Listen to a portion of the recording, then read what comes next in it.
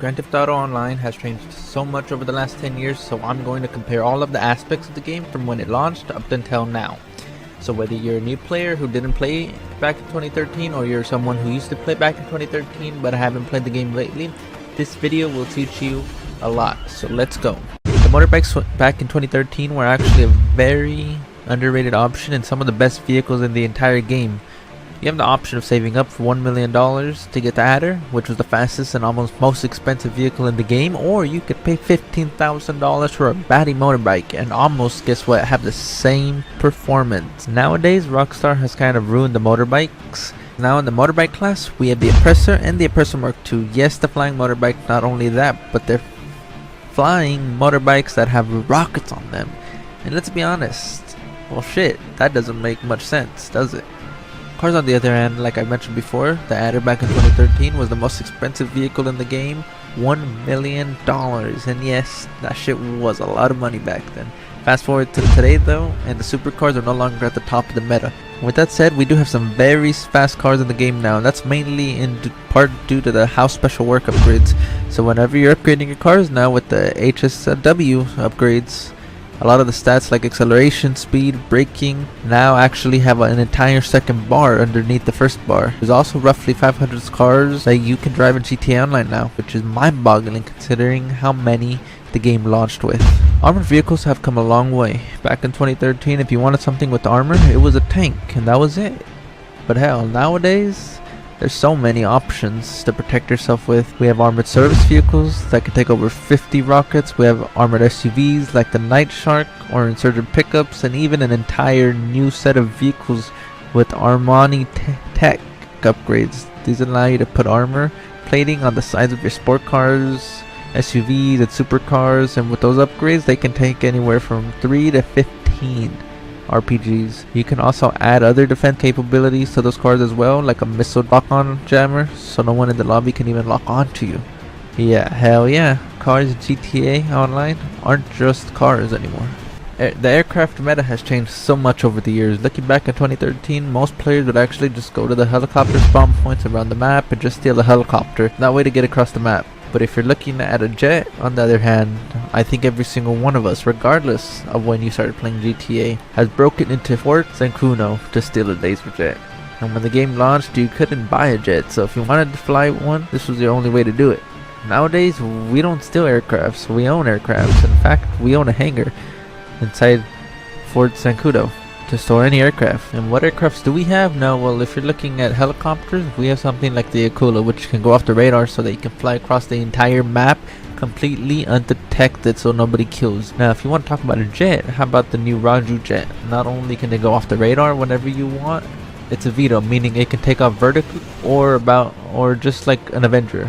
When the first game launched, in order to grief players used two possible options. The first was jumping in a Rhino tank, and now this was the most indestructible vehicle in the game. So if you saw somebody in a Rhino tank, you had to drive the other way as fast as you possibly could. And just a couple of months after the game launched, guess what? The Zentorno got released. That was good at griefing because the Zentorno was actually bulletproof from the back, and because at the time not many players were very high levels, so they couldn't unlock things like the RPG or the grenade launcher.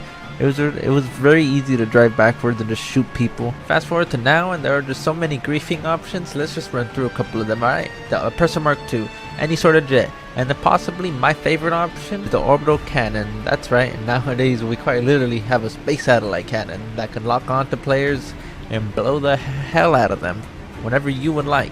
Mechanic has changed a lot. In 2013, you had to call the mechanic on your phone, wait for them to drive over to you and drop your vehicle off. Hop out of the vehicle. People really didn't like that it took this long, and with the fact that the mechanic would often just drive away with your vehicle for some stupid reason, so Rockstar actually had to change it. Nowadays we just have so many different ways to request your vehicles. We can call the mechanic, but the mechanic won't actually deliver it himself anymore. It'll sort of just teleport over there. In 2013, the Mile High Club was not finished yet. It was still under construction, and ever since that day, players speculated that this building would actually be finished one day and would be able to own it. So let's have a look at that exact same building today, and guess what? They still haven't finished it. Makes you wonder, hell, are they even still working on that building? What are the even construction workers doing here? Weapons, I think whenever anyone starts Grand Theft Auto Online, one of their first trips is down to the local ammunition We've all gone in there, bought our very first gun, and then probably killed the guy that's behind the counter. Hell, I've done that multiple times on the way out. It's more like a tradition, but online players actually don't do that anymore. A lot of other options to buy weapons. Let's start off with the Mark II Weapons Workshop, and almost every single one of the properties we can own. It lets you can buy your own you can buy weapons, upgrade those weapons to Mark II. There's different variants. You can purchase different types of ammo, or how about this? Your own armory inside your agency. It's pretty much your own personal ammunition that lets you buy weapons. And, you know, weapons like night vision goggles, your outfit, body armor, whatever you like. If you want something on the black market, head over to the gun van that spawns randomly all over the map. Here you can get weapons like the railgun, Molotov cocktails, and other black market weapons at discounted prices. Speaking of prices, inflation comes to mind. Inflation has also come to GTA at a large. Most of the expensive properties was $400,000. The most expensive car was only $1 million, where nowadays the vehicles continue to get more expensive. Every DLC that comes out, we have a jet that you can buy for $10 million, a CEO office that you can buy for $4 million, and that's not even mentioning Rockstar's price hike to a lot of the vehicles in the middle of 2023. Among those included the Oppressor Mark II's price increased from $3.8 million all the way to $8 million. Holy, sucks to be poor. A lot of the players don't realize how hard it was to make money back in 2013. There were no heists, no businesses. The best way to make money were by robbing the stores, doing contact missions like Rooftop Rumble, selling the cars off the streets, and doing races with friends. That's right, believe it or not, Grand Theft Auto actually used to be about street level crime. Fast forward to now, and not only are we business owners owning a bunch of illegal businesses, we also saved the world in the doomsday heists. We robbed a casino, an entire private island, helped Dr. Dre get his phone back, and even though that things are a lot more expensive, at least we have better ways to make money as well. The map itself used to look a lot different way back on PS3 and Xbox 360. The map was actually colored. In my opinion, I like this a lot better.